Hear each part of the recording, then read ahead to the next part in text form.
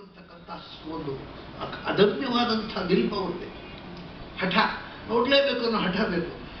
ಆದರೆ ನೋಡೋದು ಇದರ ಮುಂದೆ ಜನ್ಮದಲ್ಲಿ ಅಂದರೆ ಆಗೋಲ್ಲ. ಅದನ್ನು ನೋಡಿದ್ರೆ ಮುಂದೆ ಮಾಡ್ತಾರೆ ಯಾರು ಈ ಏನು ಅಂದರೆ ಈ ಕ್ರಿಶ್ಚಿಯಾನಿಟಿಯಲ್ಲಿ ಇದೊಂದು ಸಮಸ್ಯೆ ಇದೆ. ಅವರು ಚರ್ಚಿಗೆ ಎಲ್ಲ ಬರಬೇಕು. ಈ ಹುಡುಗರು ಈಗ ಅಮೆರಿಕಾದಲ್ಲಿ ಎಲ್ಲ ಏನಾಗಿದೆ ಅಂದರೆ ಚರ್ಚಿಗೆ ಹೋಗೋದೇ ಇಲ್ಲ ಹುಡುಗರು. ಯಾಕೆ ಈ ಜನರು ಮಜಾ ಮಾಡೋ ಮುಂದಿನ ಜನರು ಚರ್ಚೆಗೆ ಹೋಗುವಂತ ಕಡೆಗೆ ಈ ಫಾದರ್ಸ್ಗಳೇನು ಮಾಡೋದು ನೋಡೋ ಜಾಡಿಸ್ಬೇಕಲ್ಲಿ ಕೂತ್ಕೊಂಡು ಯಾರು ಬರೋರು ಇಲ್ಲ, ಶಿಷ್ಯರೇ ಇಲ್ಲ.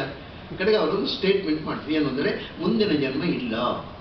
ದಟ್ ಈಸ್ ಇದು ಬಂದದೇ ಇದಕ್ಕೋಸ್ಕರ, ಇದು ಆ ಫಾದರ್ಸ್ಗಳ ಲಾಭಕ್ಕೋಸ್ಕರ. That is no reincarnation. ನಿಮಗೆ ದೇವರು ಬೇಕು ಅಂದರೆ ಈ ಜನ್ಮವೇ ಚರ್ಚೆ ಮುಂದೆ ಜನ್ಮರು ಹಾಗಿಲ್ಲ. ಇದು ಅದನ್ನು ಪೋಸ್ಟ್ಪೋನ್ ಮಾಡಿ. ಅದಕ್ಕೆ ನಮ್ಮಲ್ಲಿ ಏನು ಹೇಳಿದರು ನಮ್ಮ ಪ್ರಾಚೀನರು, ಅವರು ಹೇಳಿದರು ಇದನ್ನು ಈ ಸಮಸ್ಯೆ ಪರಿಹಾರಕ್ಕೆ ದ್ಯಾಟ್ ಈಸ್ ನೋ ರೀಇನ್ಕಾರ್ನೇಷನ್ ಅಂತ ಅನೌನ್ಸ್ ಮಾಡಿದರು. ಇದು ಬೈಬಲ್ ವಿರುದ್ಧ. ಬೈಬಲ್ ರೀಇನ್ಕಾರ್ನೇಷನ್ ಒಪ್ಪುತ್ತೆ ಪುನರ್ಜನ್ಮವನ್ನು. ಬೈಬಲ್ ವಿರುದ್ಧವಾಗಿ ಈ ಒಂದು ಘೋಷಣೆ ಮಾಡಿದರು ವೆಟಿಕನ್ನಲ್ಲಿ. ಯಾಕೆಂದರೆ ನಮ್ಮ ಹುಡುಗರನ್ನು ಅಟ್ಲೀಸ್ಟ್ ಚರ್ಚಿಗೆ ಬರುವಾಗ ಮಾಡುವ ಅಂತ. ನಮ್ಮ ಪ್ರಾಚೀನರು ಹಾಗೆ ಮಾಡಲಿಲ್ಲ. ಪುನರ್ಜನ್ಮ ಉಂಟಪ್ಪ ಅಂದರು. ಹಾಗಾದರೆ ಪುನರ್ಜನ್ಮ ಉಂಟಲ್ಲ, ಮುಂದಿನ ಜನ್ಮದಲ್ಲಿ ವೇದ ಅಂತ ಕೇಳೋಣ, ಇದನ್ನು ಮಜಾ ಮಾಡೋಣ. ಇದಕ್ಕೇನು ಪರಿಹಾರ ಅದು ಹೇಳಿದ್ರು ಅದಾಗೋಲ್ಲ. ಇಹ ಚೇದ ವೇದಿ ರಥ ಸತ್ಯಮಸ್ತಿ ನಚೇದಿಹಾ ವೇದಿ. ನೀನು ಮುಂದಿನ ಜನ್ಮದಲ್ಲಿ ಕೇಳೋಣ ಅಂತ ಕೂತರೆ ಮುಂದಿನ ಜನ್ಮದಲ್ಲಿ ನೀನು ಮನುಷ್ಯನಾಗಿ ಹುಡ್ತೀನೋ ಗ್ಯಾರಂಟಿ ಹೇಳಿದೆ ಕೇಳಿದ್ರು. ಇದು ಉತ್ತರ. ಮುಂದೆ ನಾವು ಈ ಜನ್ಮದಲ್ಲಿ ಕೇಳದೇ ಇದ್ದರೆ ಮುಂದೆ ಇವರೊಂದು ಮರವೋ ಹಕ್ಕಿಯಾಗಿ ಹುಟ್ಟಿದರೆ ಏನು ವೇದ ಅಂತ ಕೇಳೋದು. ಮುಂದಿನ ಜನ್ಮದಲ್ಲಿ ಮನುಷ್ಯನಾಗಿ ಹುಟ್ಟಬೇಕಾಗಿದ್ದರೆ ಈ ಜನ್ಮದಲ್ಲಿ ಜ್ಞಾನ ಗಳಿಸು ಹಾಗೆ ಹೇಳಿದ್ರು ಹೊರತು ಇನ್ನೊಂದು ಜನ್ಮ ಇಲ್ಲ ಅಂತ ಹೇಳಲಿಲ್ಲ. ಇಹ ಚೇದ ವೇದಿ, ಈ ಜನ್ಮದಲ್ಲಿ ತಿಳಿದೆ ಗೆದ್ದೆ, ತಿಳಿಯದೆ ಮುಂದೆ ಪೋಸ್ಟ್ಪೋನ್ ಮಾಡಿದರೆ ಯಾಕೆ ಗೊತ್ತುಂಟಾ, ಈ ಜನ್ಮದಲ್ಲಿ ಏನು ಹೇಳೋದು ನಾವು ಮುಂದಿನ ಜನ್ಮದಲ್ಲಿ ತಿಳಿಯೋಣ ಅಂತ. ಮುಂದಿನ ಜನ್ಮದಲ್ಲಿ ಅದೇ ಲಾಜಿಕ್ಕು. ಮುಂದೆ ಜನ್ಮ ಯಾವ ತಿಳಿಯೋದು ಮತ್ತೆ ಪ್ರತಿ ಜನ್ಮದಲ್ಲೂ ಈ ಜನ್ಮದಲ್ಲಿ ಮಜಾ ಮಾಡೋಣ, ಮುಂದೆ ಜನ್ಮ ತಿಳಿಯೋಣ. ಇದು ಪರಿಹಾರ ಎಂಡ್ಲೆಸ್. ಇದು ಈ ಎಚ್ಚರವನ್ನು ಕೊಟ್ಟದ್ದು ನಮ್ಮ ದೇಶ. ಅವರು ಜನರನ್ನು ಮೋಸ ಮಾಡೋದಕ್ಕೋಸ್ಕರ ಪುನರ್ಜನ್ಮ ಇಲ್ಲ ಅಂತ ಹೇಳಿಲ್ಲ, ಪುನರ್ಜನ್ಮ ಇದೆ. ಅದರ ಯಾವ ಜನ್ಮ ಗೊತ್ತಾ ನಿನಗೆ? ಕೆಲವರು ಹೇಳೋದು, ನಾನು ಕಿವಿಯಾರು ಕೇಳಿದ್ದೇನೆ, ಮಕ್ಕಳಿಗೆ ವೇದಾಂತದಲ್ಲಿ ಆಸಕ್ತಿ ಬಂದರೆ ಈಗ ಎಂಥದ್ದು ಇಷ್ಟು ಚಿಕ್ಕ ವಯಸ್ಸಿನ ವೇದಾಂತ, ಅದೆಲ್ಲ 60ನೇ ಶಾಂತಿ ಆದವರಿಗೆ ಎಲ್ಲ ಗ್ರಹಾಚಾರ. ಇವು 60 ಶಾಂತಿ ಆಗೋರು ಬದುಕ್ತಾರೆ ಅಂತ ಏನು ಗ್ಯಾರಂಟಿ ಉಂಟ್ರಿ?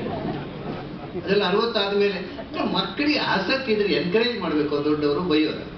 ಈಗ ಬೈಯುವಂಥ ಪೆದ್ದು ಅಪ್ಪಂದಿರನ್ನು ನೋಡಿದ್ದೇನೆ. ಅದರಲ್ಲಿ ಈಗ ಎಂಥದ್ದು ಇಷ್ಟು ಚಿಕ್ಕ ವಯಸ್ಸಿನ ವೇದಾಂತ ಎಲ್ಲ 60ನೇ ಶಾಂತಿ ಆದಮೇಲೆ. ಇಲ್ಲ 60 ಶಾಂತಿ ಆಗೋ ತನಕ ಯಾರು ಬದುಕ್ತಾರೆ ಅಂತ ಯಾರು ನಮಗೆ ಪ್ರಿಡಿಕ್ಟ್ ಮಾಡಿದವರು ಯಾರು? ಅದಕ್ಕೆ ಹೇಳೋದು, ನೀನು ಇವತ್ತು ಈ ಕ್ಷಣ ಅಧ್ಯಾತ್ಮದ ಕಡೆಗೆ ಹೊರಡು, ಜ್ಞಾನ ಮಾರ್ಗದಲ್ಲಿ ಹೊರಡು. ಯಾಕೆಂದರೆ ನಾಳೆ ನೀನು ಇದೆಯೋ ಇಲ್ವೋ ಯಾರಿಗೂ ಗೊತ್ತಿಲ್ಲ. 60 ಅಲ್ಲ, ನಾಳೆ ನೆಕ್ಸ್ಟ್ ಮೊಮೆಂಟ್ ನಾವು ಬದುಕಿದ್ದೇವೋ ಇಲ್ವೋ ಅಂತ ಯಾರು ಪ್ರಿಡಿಕ್ಟ್ ಮಾಡೋರಿದ್ದಾರೆ. ಅದರಿಂದ ಕ್ಷಣಶಃ ಜುಟ್ಟು ಜುಟ್ಟಿನಲ್ಲಿ ಹಿಡ್ಕೊಂಡು ನಮ್ಮನ್ನು ಎಳ್ಕೊಂಡು ಹೋಗ್ತಾ ಇದ್ದಾನೆ, ಯಾವ ಕ್ಷಣಕ್ಕೂ ಸಾಯ್ಬೋದು ಅನ್ನೋ ಎಚ್ಚರದಿಂದ ಜ್ಞಾನ ಗಳಿಸು ಅಂದ್ರೆ ಹಿಂದೆ ನಾವು ಜ್ಞಾನ ಗಳಿಸೋದನ್ನು ಪೋಸ್ಟ್ಪೋನ್ ಮಾಡಬೇಡ. ಯಾಕೆಂದರೆ ಲೈಫ್ ಈಸ್ ಸೋ ಶಾರ್ಟ್. ಅದಕ್ಕೆ ಯಾವತ್ತೂ ಏನೋ ಆಗ್ಬೋದು. ಹೀಗೆ ಆ ಛಲ ಬೇಕು ಮಾತ್ರ, ಇಷ್ಟೇ. ಒಳಗೆ ಇರತಕ್ಕಂಥ ಸತ್ಯವನ್ನು ಕಾಣಲೇಬೇಕು ಅನ್ನುವ ಛಲ ಬೇಕು. ಆ ಛಲ ಇದು. ಕನಸಿಗೆ ಏನು ಛಲ ಬೇಡ. ಏನೇನೋ ಹುಚ್ಚು ಕನಸುಗಳು ಬೀಳ್ತಾ ಇರ್ತವೆ. ಇದು ಹಾಗಲ್ಲ. ನಾವು ನಿಜವಾದ ಸತ್ಯವನ್ನು ಕಾಣೋದಕ್ಕೋಸ್ಕರ ಹಠ ಹಿಡಿದು ನೋಡಬೇಕು. ಅಂದರೆ ಕಣ್ಮುಚ್ಚಿ ಒಳಗೆ ನೋಡ್ಲಿಕ್ಕೆ ಪ್ರಯತ್ನ ಮಾಡಿದರೆ, ಅದೇ ಒಂದು ಹೇಳಿದಲ್ಲಿ ಈ ಜನ್ಮದಲ್ಲ ಆದರೆ ನೋಡೋದು, ಇದರ ಮುಂದಿನ ಜನ್ಮದಲ್ಲಿ ಅಂತ ನಾವು ಪೋಸ್ಟ್ಪೋನ್ ಮಾಡಿದರೆ ಖಂಡಿತವಾಗಿ ಏನೂ ಕಾಣೋದು. ಅದನ್ನು ಕಾಣಲೇಬೇಕು ಅಂತ ಹಠ ಇರಬೇಕು, ತುಂಬ ಹಠ ಇರಬೇಕು. ನೋಡಿ, ನೀವು ಕಣ್ಮುಚ್ಚಿಕೊಂಡು ಕೂತ್ಕೊಂಡ್ರೆ ಏನೂ ಪ್ರಯತ್ನ ಇಲ್ಲದೆ ಇಲ್ಲಿ ಲೈಟ್ ಕಾಣುತ್ತೆ. ಆಜ್ಞಾಚಕ್ರದಲ್ಲಿ ಒಂದು ಸಣ್ಣ ದೀಪ ಕುಡಿ, ಅದಕ್ಕೇನು ಸಾಧನೆ ಮಾಡಬೇಕಾಗಿಲ್ಲ. ಆ ಲೈಟನ್ನು ಕಾನ್ಸಂಟ್ರೇಟ್ ಮಾಡ್ಕೊಂಡು ನಾವು ಒಳಗಿನಿಂದ ನೋಡ್ತಾ ಒಳಗಿನ ಪ್ರಪಂಚವನ್ನು ಆ ಬೆಳಕಿನಲ್ಲಿ ಬೆಳೆಸ್ಕೊಂಡು ಎಲ್ಲ ನೋಡ್ಲಿಕ್ಕೆ ಆದರೆ ಕಷ್ಟ ಏನು ಅಂದರೆ ಒಳಗೆ ಕತ್ತಲು ತುಂಬಿದೆ, ಕಾಣೋಲ್ಲ. ಒಳಗೆ ಹೋದರೂ ಕತ್ತಲು ತುಂಬಿದೆ. ಅದಕ್ಕೆ ಮೊದಲು ಏನು ಕಾಣಬೇಕು? ಜ್ವಾಲಮಾಲಾಕುಲಂ ಭಾತಿ ವಿಶ್ವಸ್ಯಾಯತನಂ ಮಹತ್. ಆ ಹೊರಗಿರತಕ್ಕಂಥ ಪ್ರಭಾವಳಿಯನ್ನು ಗುರುತಿಸಬೇಕು. ಮೊದಲು ಪ್ರಭಾವಳಿ, ಈಗ ನಮ್ಮಲ್ಲಿ ಪ್ರಭಾವಳಿ ಇದೆ, ಕಾಣುತ್ತಾ? ಹಾಗೆ ಸಾಮಾನ್ಯರಿಗೆ ತೈಮಸ್ಗಳನ್ನು ಮಾತ್ರ ಕಾಣೋದು, ಅದ್ರ ಸುತ್ತ ಇರುವ ಪ್ರಭಾವಳಿ ಕಾಣೋದು. ಮನುಷ್ಯ, ಪ್ರತಿಯೊಬ್ಬ ಮನುಷ್ಯನಿಗೂ ಪ್ರಭಾವಳಿ ಇದೆ. ಪ್ರಭಾವಳಿ ಅಂದರೆ ನಮ್ಮ ದೇಹದಿಂದ ಹೊರಕ್ಕೆ ಬರುವ ನಮ್ಮ ಭಾವನೆಗಳ ರೇಸು. ನಮ್ಮ ಮನಸ್ಸು ಏನು ಯೋಚನೆ ಮಾಡುತ್ತೆ ಅದು ಅದು ರೇಸಾಗಿ ಹೊರಗೆ ಬರುತ್ತೆ. ಅಂದ ಅದು ಇಷ್ಟ ಕಲರ್. ತಮಾಷೆ ನೋಡಿ, ಎನರ್ಜಿ ಹ್ಯಾಸ್ ಕಲರ್. ನಮ್ಮ ಭಾವನೆಗಳಿಗೆ ತಕ್ಕಂತೆ ಇಲ್ಲಿ ಬಣ್ಣ. ತುಂಬ ಸಿಟ್ಟು ಬಂದ ಕೂಡಲೇ ಕೆಂಪಾಗ್ಬಿಡುತ್ತೆ ಪ್ರಭಾವಳಿ. ದೇವರು ಅದನ್ನು ಯಾರಿಗೂ ತೋರಿಸಿದ ಹಾಗೆ ಮಾಡಿದ್ರೆ, ಇದ್ದಿದ್ರೆ ನಮ್ಮ ಬಂಧುಗಳು ಇವರು ಬಾರಿ ಸಿಟ್ಟು ಬಂದ ಗೊತ್ತಾಗ್ಬಿಡುತ್ತೆ. ನೀವು ಬಾಯಲ್ಲಿ ತುಂಬಾ ಸಂತೋಷ ಆಯ್ತು, ನೀವು ಬಂದದ್ದು ಆನಂದವಾಯ್ತು, ಇಲ್ಲಿ ಕೆಂಪಿರುತ್ತೆ. ಈ ಯಾರಿಗೆ ಅಂದ್ರೆ ಯಾಕೆ ಬಂದ ಮಾತಾಡಿದ್ರ ಅಂತ ಕೋಪ. ಹಾಗಾಗಿ ಈ ಪ್ರಭಾವಳಿ ಕಾಣದೇ ಇರುವುದರಿಂದ ನಮ್ಮ ಮರ್ಯಾದೆ ಉಳಿತು, ಇಲ್ಲದೆ ಒಳಗೊಂದು ಹೊರಗೊಂದು ಗೊತ್ತಾಗ್ಬಿಡುತ್ತೆ. ಅದು ಈ ಬಣ್ಣಗಳು. ಆದರೆ ಭಗವಂತನಿಗೆ ಪ್ರಭಾವಳಿ ಹೇಗಿರುತ್ತೆ ಅಂದರೆ, ಅದು ತಾಂ ಅಗ್ನಿವರ್ಣಾಂ ಯಶಸಾ ಜ್ವಲಂತೀಂ ಶ್ರಿಯಂ ದೇವಿ. ಅಗ್ನಿವರ್ಣ ಒಂದು ಆ ಪುತ್ಥಳಿ ಚಿನ್ನದ ಬಣ್ಣ, ಇಲ್ಲ ನೀಲವರ್ಣ. ಇದು ಸುಮಾರು ಒಂದು ಉದಿಸುವ ಸೂರ್ಯನಂತೆ ಒಂಥರ ನಸುಗೆಂಪು ಪುತ್ಥಳಿ ಚಿನ್ನದ ಬಣ್ಣ. ಅದು ಸಮೃದ್ಧಿಯ ಸೂಚಕ, ಪೂರ್ತಿ ಸಮೃದ್ಧಿ, ಪೂರ್ಣತೆಯ ಸೂಚಕ. ಇಲ್ಲ ನೀಲ, ನಾವು ಕೃಷ್ಣನನ್ನು ನೀಲಮೇಘಶ್ಯಾಮ, ಅವನ ಪ್ರಭಾವಳಿ ನೀಲ ಮಾಡ್ತೀವಿ. ನೀಲ ಯಾವುದು ಅಂದರೆ, ನೀಲ ಅನ್ನೋದು ಯಾವಾಗಲೂ ಡೆಪ್ತಿನ ಸಂಕೇತ, ಆಳ, ಅನ್ಫ್ಯಾದಮಬಲ್, ಅಳೆಯಲಿಕ್ಕಾಗದ ಅಪರಿಮಿತವಾದ ಶಕ್ತಿಯದು. ಆಕಾಶ ನೀಲ, ಸಮುದ್ರ ನೀಲ. ಅಂದರೆ ನಿಮಗೆ ಅಳೆಯಲಿಕ್ಕಾಗದ ವಸ್ತು ಅದು ನೀಲವಾಗಿ ಕಾಣುತ್ತೆ. ಆಕಾಶ ನೀಲ ಇಲ್ಲ, ಸಮುದ್ರ ಅದನ್ನು ಕಾಣುವುದು ಹಾಗೆ. ಅಂದರೆ ಯಾವುದನ್ನು ಅಳಿಲಿಕ್ಕೆ ಬರುವುದಿಲ್ಲವೋ ಅಪರಿಚ್ಛೇದ್ಯ, ಅಪ್ರಮೇಯ ಅಂತಾರೆ ಸಂಸ್ಥೆಯಲ್ಲಿ. ಇಮ್ಮೆಷರಬಲ್, ಅದು ನೀಲ. ಹಾಗಾಗಿ ನಾವು ಬಯಸಿದ ಬಣ್ಣ ಕಾಣಬಹುದು. ನಮಗೆ ಅದನ್ನು ಇಮ್ಮೆಷರಬಲ್ ಆಗಿ ಕಾಣಬೇಕೋ ಆಗ ನೀಲ. ಭಗವಂತ ನೀಲವಲ್ಲ ಅಲ್ಲ, ಭಗವಂತನ ಸಮೃದ್ಧಿ, ಪೂರ್ಣತೆ. ಅವಾಗ ಉದ್ಯದ್ ಭಾಸ್ವ ಸಮಾಭಾಸ, ಪ್ರೌದ್ಯದ ಆದಿತ್ಯವರ್ಣ, ಉದಿಸುವ ಸೂರ್ಯನಂತೆ ಹೊಂಬಣ್ಣ. ಅದೇ ಜ್ವಾಲಮಾಲಾಕುಲ ಅಂತ ಹೇಳೋದಿಲ್ಲ. ಜ್ವಾಲಮಾಲಾಕುಲ ಅಂತಂದಾಗ ನಿಮಗೆ ಬ್ಲೂ ಬಂದಾಗ ಅದು ಅದು ಅದು ಒಂದು ನಮಗೆ ತಿಳಿಯಲಾಗದ ಸಂಗತಿ ಅಂತ ಹೇಳುತ್ತೆ. ಇದು ಸಮೃದ್ಧಿ, ಪೂರ್ಣತೆಯನ್ನು ಹೇಳುತ್ತೆ. ಅದು ಒಂದಕ್ಕೊಂದು ಲಿಂಕು. ಇದು ಪೂರ್ಣ, ಅದರಿಂದ ತಿಳಿಯಲಾಗದು. ಇದು ಸ್ವರ್ಣವರ್ಣ, ಅದರಲ್ಲೇ ನೀಲವರ್ಣ. ಅದು ಒಂದಕ್ಕೊಂದು ಲಿಂಕ್. ಇದೆಲ್ಲ ಒಳಗಿನ ಪ್ರಪಂಚ. ಅದು ಹೇಳ್ತಾರೆ, ಅದು ತಸ್ಯಂತೆ ಸುಶಿರಂ ಸೂಕ್ಷ್ಮಂ ತಸ್ಮಿನ್ ಸರ್ವಂ ಪ್ರತಿಷ್ಠಿತ. ಅದರ ಮಧ್ಯೆ ಮತ್ತೇನು, ಒಳಗಿನಿಂದ ಒಂದು ಸುಶಿರ ಉಂಟು ಅಂತ ಹೇಳಿದರು. ಆ ಸುಶಿರದೊಳಗೊಂದು ಇನ್ನೊಂದು ಬೆಂಕಿ ಉಂಟು ಅಂತ. ಈ ಹೊರಗಿನ ಬೆಂಕಿ ಪ್ರಕಾಶ, ಪ್ರಭಾವಳಿ. ಆ ಒಳಗಿರತಕ್ಕಂಥ ಅಂತಃಸತ್ವದ ಚೈತನ್ಯದ ಎನರ್ಜಿ ಪ್ರಭಾವಳಿ ಕಾಣುತ್ತೆ.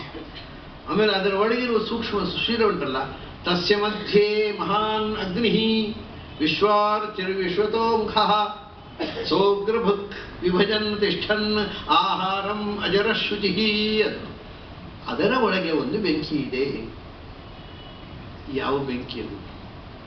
ತಸ್ಯ ಮಧ್ಯೆ ಮಹಾನ್ ಅಗ್ನಿ. ಈ ಬೆಂಕಿ ಅಲ್ಲಪ್ಪ, ಅದು ದೊಡ್ಡ ಬೆಂಕಿ. ಅದು ದೊಡ್ಡ ಬೆಂಕಿ, ಸಣ್ಣ ಬೆಂಕಿ ಇದ್ದರೆ ಅದು ಬೆಂಕಿಯಲ್ಲಿ ದೊಡ್ಡದು ಸಣ್ಣದು ಉಂಟ? ಅಂದರೆ ನಾವು ಬೆಂಕಿಯಲ್ಲಿ ನಾವು ದೊಡ್ಡದು ಸಣ್ಣದು ಅಂದರೆ ಪ್ರಮಾಣ. ಸಣ್ಣದಾಗಿ ದೀಪ ಸಣ್ಣ ಬೆಂಕಿ, ಒಲೆ ದೊಡ್ಡ ಬೆಂಕಿ, ಕಾಲ್ಗೆಜ್ಜು ಇನ್ನೂ ದೊಡ್ಡ ಬೆಂಕಿ. ಹಾಗಲ್ಲ, ಆ ಬೆಂಕಿಯಲ್ಲಿ ದೊಡ್ಡ ಬೆಂಕಿ ಅಂತಂದರೆ ಅಗ್ನಿಗಿಂತಲೂ ದೊಡ್ಡ ಬೆಂಕಿ ಅದು ಅಂತ. ಅಗ್ನಿದೇವನನ್ನು ಮೀರಿದ ಒಂದು ಶಕ್ತಿ ಒಳಗಿದೆ. ಅದು ಯಾವುದು? ನಮ್ಮ ದೇಹದೊಳಗಿರತಕ್ಕ ಬೆಂಕಿ ಯಾವುದು ಗೊತ್ತುಂಟ? ಆ ಬೆಂಕಿ ಇದ್ರೆ ಮಾತ್ರ ಇಲ್ಲಿ ಟೆಂಪರೇಚರ್ ಇರೋದು. ಆ ಬೆಂಕಿ ಇದ್ರೆ ಇಲ್ಲಿ ಬದುಕಿದ್ದಾನೆ, ಇಲ್ಲ ಅಂದರೆ ದೇಹ ತಣ್ಣಗಾಗತ್ತೆ. ಅದಕ್ಕೋಸ್ಕರ ಅದನ್ನು ಅಗ್ನಿ ಅಂತ ಕರೆದು. ಅದು ಬೆಂಕಿ ಅಲ್ಲ, ಪ್ರಾಣಶಕ್ತಿ, ಲೈಫ್ ಫೋರ್ಸ್. ಒಳಗೆ ಪ್ರಾಣಶಕ್ತಿ ತುಂಬಿದ್ರೆ ಟೆಂಪರೇಚರ್ ಇರುತ್ತೆ. ಒಳಗೆ ಪ್ರಾಣಶಕ್ತಿ ಕಮ್ಮಿ ಆದರೆ ಟೆಂಪರೇಚರ್ ಕಮ್ಮಿ ಆಗುತ್ತೆ. ಪ್ರಾಣಶಕ್ತಿ ಹೊರಟು ಹೋದರೆ ಮೈ ತಣ್ಣಗಾಗುತ್ತೆ. ನೀವು ಪರೀಕ್ಷೆ ಮಾಡಿ ಅನೇಕ ಮಂದಿಗೆ ಇದೆಲ್ಲ ತಿಳ್ಕೊಂಡ್ರೆ, ಇನ್ನೊಬ್ಬರನ್ನ ಇಲ್ಲಿ ನಾವು ಕೆಲವರು ಶೇಕ್ ಹ್ಯಾಂಡ್ ಮಾಡ್ತಾರೆ. ಶೇಕ್ ಹ್ಯಾಂಡ್ ಮಾಡಿ ಕೈ ಕೊಟ್ಟು, ನಾನು ತುಂಬ ಕಡೆ ಹೇಳಿದೆ, ನೀವು ಕೈ ಕೊಟ್ಟು ನಿಮ್ಮ ಯೋಗ್ಯತೆಯನ್ನು ಓದುವಂತೆ ನಮಗೆ ಅವಕಾಶ ಮಾಡಿಕೊಡ್ಬೇಡಿ. ನೀವು ಎಷ್ಟು ದುರ್ಬಲರು ಅಂತ ನಿಮ್ಮ ಕೈ ಮುಟ್ಟಿದಾಗ ಗೊತ್ತಾಗ್ಬಿಡುತ್ತೆ. ಯಾಕೆ ಇನ್ನೊಬ್ಬರಿಗೆ ಕೈ ಕೊಡ್ತೀರಿ? ಕೈ ಒಂದು ವಿಷಯ ಸಿಂಪಲ್ ಆಗಿರ್ತಾನೆ. ಕೈ ತಣ್ಣಗೆ, ಈ ಕೈ ಬಿಸಿ ಇರ್ತದೆ. ಪ್ರಾಣಶಕ್ತಿ ತುಂಬಿದ್ರೆ ಕೈ ಬಿಸಿ ಇರ್ತದೆ. ಎಷ್ಟು ಬಿಸಿ ಅಂದರೆ ಒಂದರ ಬಿಸಿ ಒಂದಕ್ಕೆ ತಾಗತ್ತೆ. ಅದು ಇದ್ದರೆ ಅದು it is full of pranic force. ಅಂಥ ಕೈಯಿಂದ ನೀವು ಇನ್ನೊಬ್ಬರಿಗೆ ಟಚ್ ಮಾಡಿ ರೋಗ ಗುಣ ಮಾಡ್ಬೋದು. ಆದರೆ ಕೆಲವರಿಗೆ ಕೈ ಮುಟ್ಟಿದ್ರೆ ಥಂಡಿ ಇರುತ್ತೆ, ಅಂದರೆ ಅವರಲ್ಲಿ ಪ್ರಾಣಶಕ್ತಿ ಲೀಕ್ ಆಗಿದೆ. ಈ ಪ್ರಾಣಶಕ್ತಿ ಇಲ್ಲ, ಟ್ರೀಟ್ಮೆಂಟ್ ಕೊಡಬೇಕು ಅಂತ. ಕೈ ತಣ್ಣಗಿರುತ್ತೆ, ಕೈ ತಣ್ಣಗಿರಬಾರದು. ಪ್ರಾಣಶಕ್ತಿ ಇದ್ದರೆ ಬಿಸಿ ಇರುತ್ತೆ. ಅದು ಯಾವಾಗ ತಣ್ಣಗಾಗುತ್ತೆ ಅಂದರೆ ಪ್ರಾಣಶಕ್ತಿ ಹೋಗುದು ಇದ್ದದ್ದು ಯಾವಾಗ ಹೋಗುತ್ತೆ ಅಂದರೆ ನೀವು ತುಂಬ ಸ್ಮೋಕ್ ಮಾಡಿದರೆ ಪ್ರಾಣಶಕ್ತಿ ಹೋಗುತ್ತೆ, ತುಂಬ ಡ್ರಿಂಕ್ಸ್ ತಗೊಂಡ್ರೆ ಪ್ರಾಣಶಕ್ತಿ ಹೋಗುತ್ತೆ. ಇದೆಲ್ಲ ನೋಡಿ, ಈ ಎಲ್ಲ ದುಶ್ಚಟಗಳಲ್ಲಿ ತನ್ನಷ್ಟಿಗೆ ಪ್ರಾಣಶಕ್ತಿ ಹೋಗುತ್ತೆ, ಥಂಡಿ ಆಗುತ್ತೆ ಕೈ. ಆಮೇಲೆ ಇನ್ನೊಂದಿದೆ, ತಲೆ. ನೀವು ಇನ್ನೊಬ್ಬರ ತಲೆ ಕೈ ಇಡಬೇಕಾಗಿಲ್ಲ, ನಮ್ಮ ತಲೆ ಮುಟ್ಟಿಕೊಂಡು. ಯಾಕೆಂದ್ರೆ ಭಸ್ಮಾಸುರನ ಕಥೆ ಆಗಬಾರ್ದಲ್ಲ. ನಮ್ಮ ತಲೆಗೆ ನಾವು ಕೈ ಇಟ್ಟುಕೊಂಡ್ರೆ ತಲೆ ತಣ್ಣಗಿರುತ್ತೆ, ಪ್ರಾಣಶಕ್ತಿ ಇಲ್ಲದೆ ಇದ್ರೆ. ಇಲ್ಲದ್ರೆ ಇದು ಬಿಸಿ ಇರ್ತದೆ, ಇಡೀ ದೇಹ ಬಿಸಿ ಇರಬೇಕು. ತಲೆ ಮುಟ್ಟಿದ್ರೆ ಥಂಡಿ ಇರ್ತದೆ ಕೆಲವರು, ಅಂದರೆ ಅವರಲ್ಲಿ ಪ್ರಾಣಶಕ್ತಿ ಬಹಳ ಕಮ್ಮಿ ಇದೆ. ಕೈ ಮುಟ್ಟಿದ್ರೆ ತಣ್ಣಗಿರುತ್ತೆ, ಪ್ರಾಣಶಕ್ತಿ ತುಂಬ ಕಮ್ಮಿ ಇದೆ. ಹಾಗಾಗಿ ಪ್ರಾಣಶಕ್ತಿಗೆ ಅಗ್ನಿ ಅಂತ. ಅದನ್ನೇ ಬೇರೆ ಪ್ರಾಣಾಗ್ನಯ ಏವ ಏತತ್ ಪುರೇ ಜಾಗೃತಿ. ಈ ದೇಹದೊಳಗೆ ಪ್ರಾಣಾಗ್ನಿ ಉರಿತಾ ಇದೆ ಅಂತ, ಅದು ಪ್ರಾಣದೇವರನ್ನೇ ಅಗ್ನಿ ಅಂತ. ಹಾಗೆ ಅದರ ಒಳಗೆ ಪ್ರಾಣದೇವರ ಅಗ್ನಿ ಇದೆ. ತಸ್ಯ ಮಧ್ಯೆ ಮಹಾನ್ ಅಗ್ನಿ ಅಂದರೆ ಈ ಅಗ್ನಿಯಿಂದ ದೊಡ್ಡ ಅಗ್ನಿ ಅದು ಪ್ರಾಣಾಗ್ನಿ. ಅದರೊಳಗೆ ಅಗ್ನಿ ನಾರಾಯಣ, ಎಲ್ಲ ಅಗ್ನಿಗಳೇ. ಮಹಾನ್ ಅಗ್ನಿ ಅದು ಯಾಕೆಂದರೆ ವಿಶ್ವಾರ್ಚಿ ವಿಶ್ವದೋಮುಖ. ಅದು ಅದರ ಪ್ರಕಾಶ, ಅರ್ಚಿಸ್ ಬೆಳಕು, ಅದರ ಶಾಖ ಅದು ಎಲ್ಲಿ ಇಡೀ ದೇಹದಲ್ಲಿ ವ್ಯಾಪಿಸಿ. ವಿಶ್ವಾರ್ಚಿ ಅದು ಇರೋದು ಅದರ ಒಳಗಾದರೆ ಇಡೀ ದೇಹಕ್ಕೆ ಟೆಂಪರೇಚರ್ ಕೊಡುವಂಥ ಬೆಂಕಿ ಅದು. ವಿಶ್ವತೋಮುಖ ಎಲ್ಲ ಕಡೆಗೆ ವ್ಯಾಪಿಸಿ ಇಡೀ ದೇಹಕ್ಕೆ ಎಲ್ಲಿ ಮುಟ್ಟಿದರೂ ಬಿಸಿ. ದೇಹದ ಯಾವ ಭಾಗ ತಣ್ಣಗಾದರೂ ಅದು ಡಿಫೆಕ್ಟ್. ಅಲ್ಲಿ ಪ್ರಾಣಶಕ್ತಿ ಪೂರ್ಣವಾಗಿದ್ದರೆ ದೇಹದ ಯಾವ ಭಾಗವೂ ತಣ್ಣಗಾಗುವುದು, ಎಲ್ಲಿ ನೋಡಿದ್ರು ಬಿಸಿ. ಆ ಪ್ರಾಣಶಕ್ತಿ ಪೂರ್ಣವಾಗಿದ್ದರೆ ಅದು ಎಷ್ಟು ಶಕ್ತಿ ಅದಕ್ಕೆ ಅಂದರೆ ನೀವು ನಿಮ್ಮ ಆರೋಗ್ಯ, ಇದು ಆರೋಗ್ಯ ಲಕ್ಷಣ. ನಿಮ್ಮ ಆರೋಗ್ಯ ಅಷ್ಟೇ ಅಲ್ಲ, ನೀವು ಪ್ರಾಣಶಕ್ತಿ ತುಂಬಿದ್ದರೆ ಇನ್ನೊಬ್ಬರಿಗೆ ಆರೋಗ್ಯ ಕೊಡ್ಬೋದು ಟಚ್ ಮಾಡಿ. ಅಯಂ ಮೇ ಹಸ್ತೋ ಭಗವಾನ್ ಅಯಂ ಮೇ ಭಗವತ್ತರ. ಇಲ್ಲಿ ಈ ಕೈಯಲ್ಲಿ ಭಗವಂತ ಇದ್ದಾನೆ, ಭಗವತ್ತರ ಇದ್ದಾನೆ ಅಂತ. ಅಂದರೆ ಪ್ರಾಣದೇವರು ಇದ್ದಾನೆ, ನಾರಾಯಣ. ಭಗವತ್ತರ ಅಂದರೆ ನಾರಾಯಣ, ಭಗವಾನ್ ಪ್ರಾಣದೇವರು. ಈ ಕೈಯಲ್ಲಿ ಪ್ರಾಣದೇವರು ಇದ್ದಾರೆ, ನಾರಾಯಣ ಅಂತ. ಅದನ್ನು ನಾವು ಇನ್ನೊಬ್ಬರಿಗೆ ಪಾಸ್ ಆನ್ ಮಾಡಿದರೆ ಆ ರೋಗ ಗುಣ ಆಗುತ್ತೆ.